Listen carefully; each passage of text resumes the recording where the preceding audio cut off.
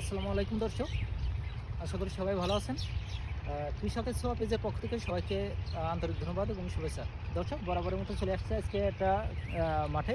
তো আপনারা দেখতে পাচ্ছেন এখানে একটা গাছ, এবং এই গাছটা কত সুন্দরভাবে রসের সেফটি করে দিয়েছে, যাতে কোনো পাখি কিংবা কোনো সাপ কিংবা কোনো পোকা এই রসকে আছে দূষিত না করতে পারে। দর্শক, আপনারা দেখেন এখানে আর একটি গাছকে কত সুন্দরভাবে সেফটি করে দিয়েছে কৃষক। এখানে এদিক ক্যামেরাটা নিয়ে আসেন, দেখেন এখানে এই ঝাপটি দিয়ে পিছনে বেঁধে দিয়েছে। দেখেন দেখেন রসটা কত সুন্দরভাবে সিস্টেম করেছে এই গাছি। তো আমি প্রতিটা গাছিদেরকে উদ্দেশ্য করে বলবো যে আপনারাও চাইলে কিন্তু এই ধরনের একটা সেফটির ব্যবস্থা করে দিতে, কারণ আমরা জানি সাধারণত আমাদের দেশে যে নিপা ভাইরাস আক্রান্ত হচ্ছে, বিশেষ করে খেজুরের রস খেয়ে। তো আপনারাও চাইলে এই ধরনের একটা সেফটির ব্যবস্থা করে দিতে, যাতে খেজুরের রসটা সুরক্ষিত থাকে, মানব দেহের জন্য এটা যেন কোনো ক্ষতির সম্মুখীন না হয়ে থাকে।